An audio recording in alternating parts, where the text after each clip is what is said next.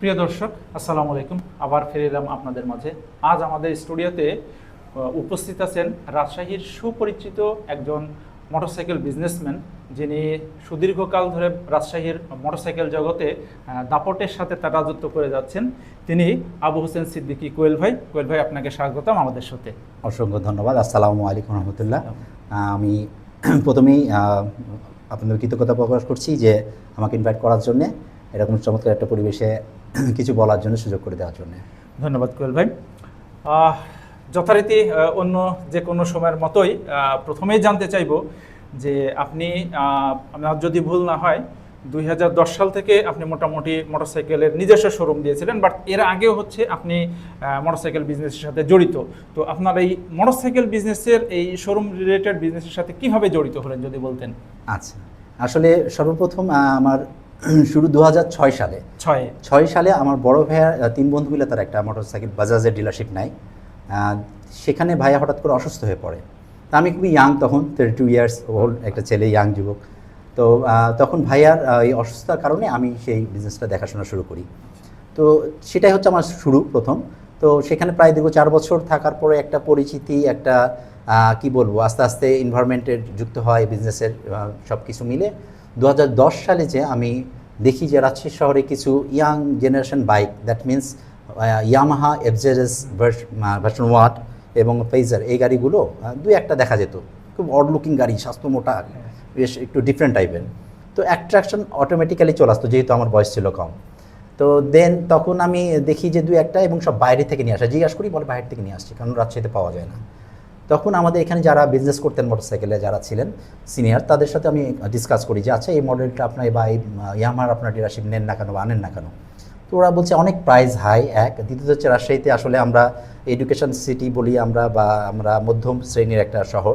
তো এত টাকা দিয়ে গাড়িগুলো নেবে না কেউ, একটা আতঙ্কগ্রস্ত বিষয়, ইনভেস্টমেন্টের বিষয়, সেলস হবে কিনা চিন্তিত। জি। তো তখন আমি তাদের সাথে আলোচনা করি, আচ্ছা আমি যদি ট্রাই করি, আপনাদের কোনো সমস্যা আছে কিনা।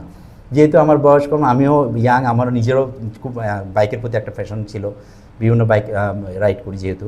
তো তখন তাদের সাথে ডিসকাস করলাম, হ্যাঁ মোস্ট ওয়েলকাম। এবং এই বিষয়ে আমার খুব ভালো মনে আছে, আমাদের মডার্ন এন্টারপ্রাইজে মেহবুব ভাই, ওনার খুব অনুপ্রেরণা পেয়েছি। এবং আমার যখন প্রথম আমি ইন্টারভিউ দিয়ে জিতে যাই ঢাকাতে ইয়ামাহার, তখন ওখানকার যিনি ছিলেন দায়িত্বে, উনি আমার ব্যাঙ্ক স্টেটমেন্ট দেখে বলছে যে টাকা আছে, বাট আপনি তো খালি কার্ডে টাকা লেনদেন করেন, তুলেন দেখি, আর খরচ করেন, কী ব্যাপার। তাই আমি বলি অ্যাকচুয়ালি আমি বিজনেসের জন্য সার্চে আছি, এবং মানে যেহেতু খরচের টাকাটা এখন কার্ডে নতুন শুরু হয়েছে, এই জন্যে তোলা হয়। তো দেন তারা তখন ভেরিফিকেশন করলো আমার ব্যাপারে মেহবুব ভাইয়ার কাছে, এবং তিনি আমার সম্বন্ধে বললেন, এবং তারাও খোঁজ খবর নেওয়ার পরে দেন সেটেল হলো যে আমি ডিলারশিপ পেলাম। তো আসলে সত্যি কথা বলতে গেলে যে প্রথম মাস থেকে আসলে মানুষ যে কোনো বিজনেস স্টার্ট করতে গেলে একটা সময় লাগে, যে 6 মাস 1 বছর স্ট্রাগল পিরিয়ড থাকে। আল্লাহ সুবহানাহু ওয়া তাআলার কাছে আমি অসংখ্য কৃতজ্ঞ এবং খুবই শুকরিয়া আদায় করি যে অ্যাট দ্য বিগিনিং প্রথম মাস থেকে আমি প্রফিটে ছিলাম, আলহামদুলিল্লাহ। এবং রাজশাহীতে নতুন একটা বাইক নিউ একটা ক্রেজ তৈরি করতে পেরেছিলাম। এই হচ্ছে আমার শুরুর ঘটনা। 2010 সালে যখন শুরু করলেন, তখন তো আপনি আপনার বক্তব্য দিয়ে বলছি যে তখন আসলে মার্কেটে ইয়ামাহার মতন এরকম এক্সক্লুসিভ বাইক বিক্রিতে দূরের কথা, কেনার ক্ষেত্রে অনেক লিমিটেশন, বা লোকজন কেনার ক্ষেত্রে অনেক বাইন্ডিং ছিল, বা চিন্তাও করতো না এত দামি বাইক কিনবো। তো এই সময়ে আপনি যেখানে নেগেটিভটাই বেশি, অথচ ওই সময়ে আপনি একটা ইয়ামাহার শোরুম দিলেন। তো এই শোরুমের দেওয়ার ক্ষেত্রে আপনার চ্যালেঞ্জ কী কী ছিল, এবং এটাকে কিভাবে আপনি মোকাবেলা করলেন? আসলে যেহেতু ইয়াং ছিলাম, আমার সার্কেলটা ছিল ইয়াং, তো এদিক দিয়ে একটা অ্যাডভান্টেজ পেয়েছি।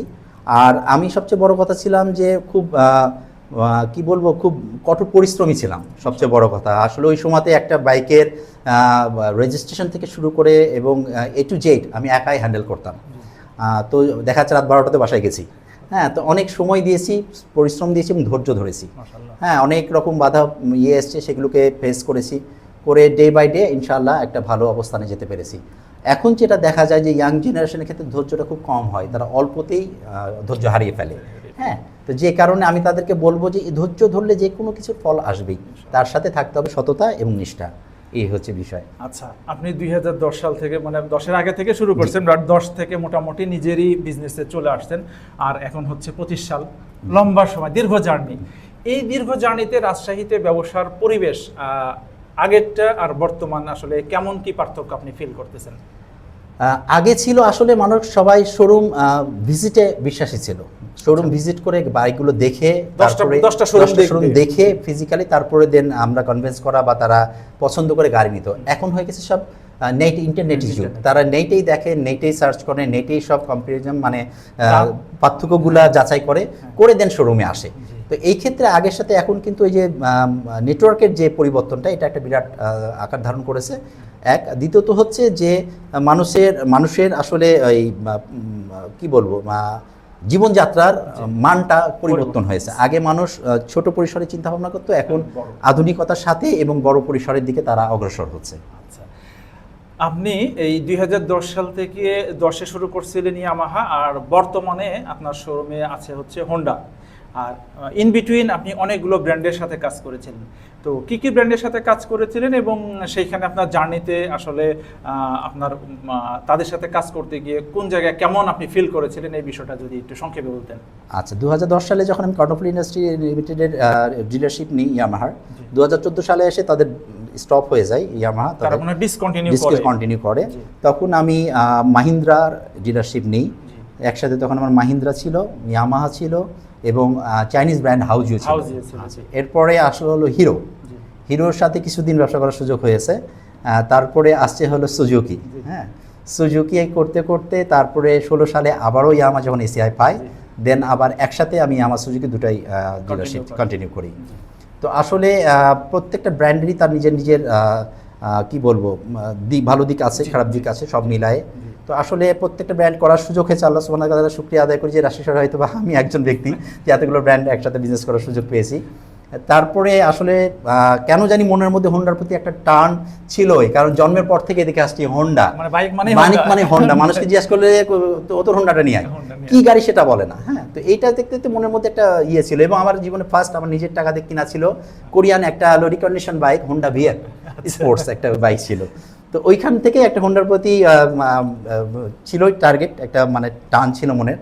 তো এখন বিজনেসটা আসলে হোন্ডাটা প্যাশনে দাঁড়িয়ে গেছে আমার। হোন্ডার প্রতি একটা আলাদা মানে হোন্ডাকে রিপ্রেজেন্ট করতে পারছি, এই জন্য আমি মানে খুব গর্বিত। এবং এভাবেই পর্যায়ক্রমে এসে এখন হোন্ডাতে সেটেল হওয়া। মাশাআল্লাহ। আচ্ছা, বিজনেসে উত্থান পতন থাকে, মানে ভালো সময় থাকে, খারাপ সময় থাকে। তো আপনার বিজনেসে এরকম কি কখনো মনে হয়েছে যে সব কিছু বাদ দিয়ে ছেড়ে দিয়ে আমি সন্ন্যাসী হয়ে যাবো বা সামথিং কিছু, এরকম কোনো সিচুয়েশন আসছে কিনা, এবং যদি এসে থাকে তাহলে সেটাকে রিকভার করছেন কিভাবে? আচ্ছা, এইটা এরকম খুব একটা হয়নি, তবে প্যান্ডেমিকের মধ্যে করোনার মধ্যে একটা বিরাট ধাক্কা খেতে হয়েছে আমাদেরকে বিজনেসের ক্ষেত্রে। কারণ লং টাইম আমাদের শোরুম বন্ধ ছিল এবং কার্যক্রমগুলো আমরা পরিচালনা কোনোভাবে করতে পারিনি এবং একটা আতঙ্কগ্রস্ত হয়ে পড়েছিলাম ওই মুহূর্তে। এবং ওই সময়তে এসেই আমি অলরেডি আমার দুটো শোরুম ছিল, একটা স্টপ করতে হয় বাধ্যতামূলক, মানে এক্সপেন্ডিচার কম্প্রোমাইজ করার জন্য।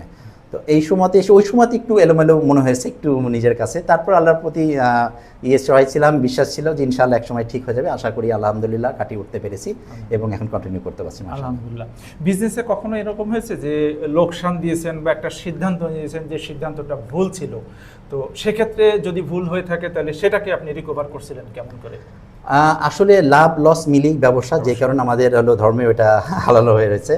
তো লস যে হয়নি তা বলবো না, অবশ্যই হয়েছে এবং বেশ কিছুদিনও হয়েছে। এটা আমাদের কিছু সময় কোম্পানির সাপ্লাই ইস্যু ছিল, কোম্পানি গাড়ির সাপ্লাইয়ের কারণে আমরা গাড়ি ঠিক মতন পাইনি, সেল করতে পারিনি, এক্সপেন্ডিচার তুলতে পারিনি, খরচ তুলতে পারিনি। তো তখন মনে হয়েছে না ঠিক হবে, ওয়েল কোম্পানি আমাদেরকে ডে বাই ডে বলেছে না ওয়েট করেন, সামনে ঠিক হয়ে যাবে আস্তে আস্তে, এবং এক সময় এসে অবশ্যই ঠিক হয়ে গেছে। এখন সাপ্লাই কোনো সমস্যা নেই।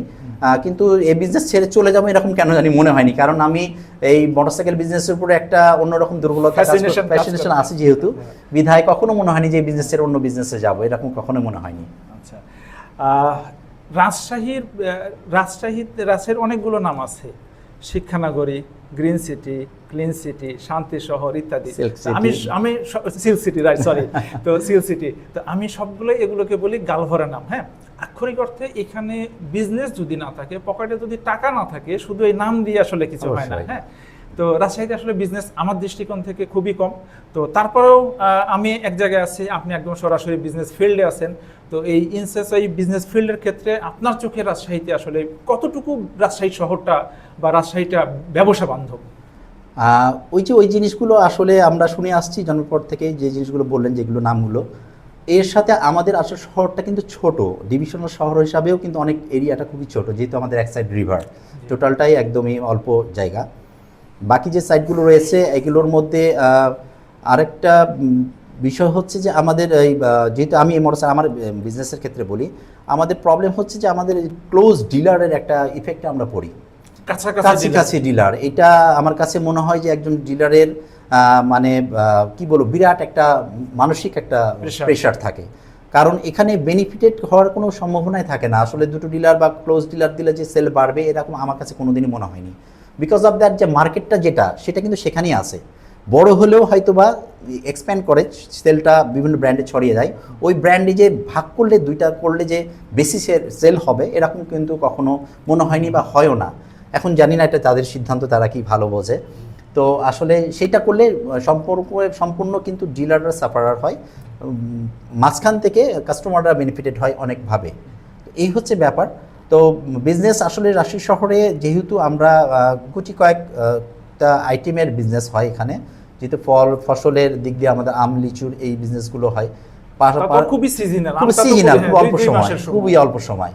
তো এই সময়গুলোতে সেল থাকে, আর হলো ফসলের যে ইয়েগুলো থাকে। এমনি আদারওয়াইজ ইন্ডাস্ট্রিয়াল যেহেতু শহর না, নগরী না, বিধায় আমাদেরকে সারা বছর কিন্তু একই রকম বিজনেস থাকে না, সিজনগুলোতে আমাদের সেলগুলো ডিপেন্ড করে, আর হলো আমাদের ফেস্টিভ্যালগুলোতে। এই হচ্ছে বিষয়। ওকে, রাজশাহীতে যারা ইয়াং পিপল আছে, এখন আপনিও একসময় ইয়াং ছিলেন, এখনো ইয়াং আছেন মাশাআল্লাহ। তো তারপরে হচ্ছে যে আপনি যে জার্নিটা যেখান থেকে শুরু করেছিলেন, আর এখন যারা নতুন একটা জার্নি করতে যাচ্ছে, তো তাদের উদ্দেশ্যে যদি দিক নির্দেশনামূলক কিছু কথা বলতেন। আমি অবশ্যই ওয়েলকাম জানাবো সবাইকে, কারণ আসলে আমারও একটা অনেক সময় হয়ে গেছে, জানি না আল্লাহ পাক কত হায়াতে রেখেছেন। আমি চাইবো ইয়াং জেনারেশন আসতে, কারণ এই বিজনেসটা আমি মনে করি ইয়াং জেনারেশনের জন্যই, কারণ তারা এটার সাথে একদম ক্লোজলি মিলে থাকে। একটা বাইকের খুঁটিনাটি সব কিছু কিন্তু একটা ইয়াং ছেলে যেভাবে বলতে পারবে, একজন এজেড পার্সন সেভাবে বলতে পারবে না, এবং সে সেভাবে কাস্টমারকেও ক্যাচ করতে পারবে না যদি না সে সরাসরি ইনভলভ থাকে। যেটা আমার দিক দিয়ে বলি, আমি আর সেলস, সার্ভিস, স্পেয়ার এবং হচ্ছে ডকুমেন্ট সব কিছুতে আমি নিজে ইনভলভ থাকি, কাস্টমার সাথে অ্যাটাচ থাকি। যে কোনো মানে সমস্যা আমি সরাসরি ফেস করি, যাতে কাস্টমাররা খুব ইজিলি জিনিসটা মানে সহজভাবে সমাধান পেয়ে যায়। তো এটা যদি রাখতে পারে তাহলে তারা অবশ্যই ডেভেলপ করতে পারবে এবং ওয়েলকাম জানাবে। এবং আপনি খোঁজ নিলে পাবেন, অনেককে আমি সাজেশনও দিয়েছি, এবং আমার সাজেশনে অনেকে এখন অনেক বড় বড় ব্র্যান্ড বিজনেসও করছে। হ্যাঁ, তো আমি তাদেরকে বলি যতটুকু পজিটিভলি বলা যায়, আর নেগেটিভ ছোটোখাটো জিনিস থাকবে সেটা তাদেরকে অবগত করে দিই, যাতে তারা পরবর্তীতে বলতে না পারে যে এই জিনিসগুলো অবগত করিনি। তো ইনশাআল্লাহ যতজনকে বলেছি আলহামদুলিল্লাহ সবাই বিজনেস চলে যাচ্ছে এবং খুব ভালোভাবে চলে যাচ্ছে। এবং আমারও ওয়েলকাম থাকবে, যদি ইয়াং জেনারেশন কোনো রকমের কোনো কিছু যদি আমার কাছে জানতে চায়, আমার মধ্যে যদি থাকে, আমি যদি জেনে থাকি, অবশ্যই তাদেরকে সেটা জানাবো এবং মানে সহযোগিতা করবো এই বিজনেসে প্রোগ্রেস হওয়ার জন্যে। দর্শক, আমরা কোয়েল ভাইয়ের মতন একজন মেধাবী এবং সুদীর্ঘ সময়, মানে প্রায় 14-15 বছর, তাই তো কোয়েল ভাই? 14-15 বছর ধরে একই সেক্টরে, মানে এমন না যে উনি ট্র্যাক চেঞ্জ করছেন, এই মোটরসাইকেল ইন্ডাস্ট্রিতে উনি 14-15 বছর ধরে বিজনেস করতেছেন। আর এর আগেও তো ওনার বড় ভাইয়ের পার্টনারশিপ বিজনেসে উনি যুক্ত ছিলেন। সো যোগ করলে মনে হয় ঘটনাটা প্রায় 20 বছরের মতো হয়ে যাবে। এই সুদীর্ঘ সময়ে তার অভিজ্ঞতার ঝুলিটা অনেক বড়। আর উনি যেমনটি বললেন যে ইয়াংরা যদি এই বিজনেসে আসতে চায়, ধৈর্য ধরে লেগে থাকলে, হতাশ না হলে এবং কোয়ালিটি সার্ভিস দিলে এখানে সফলতা অবশ্যই আছে। আপনারা যদি কেউ বিজনেসে নামতে চান, শুরু করতে চান, কোয়েল ভাই আছেন, উনি পরামর্শ দিবেন সবসময়ের জন্য, আশা করি কোয়েল ভাই। আর পরিশেষে একটা কথাই বলবো যে ভিডিওটি যদি আপনার ভালো লেগে থাকে তাহলে লাইক এবং কমেন্ট করবেন, আর যদি আপনার বন্ধুর বা কারো কাজে লাগবে বলে আপনি মনে করেন তাহলে শেয়ার করে দিবেন। আজকে এই পর্যন্তই, ভালো থাকুন, সুস্থ থাকুন। আসসালামু আলাইকুম। আসসালামু আলাইকুম রহমতুল্লাহ।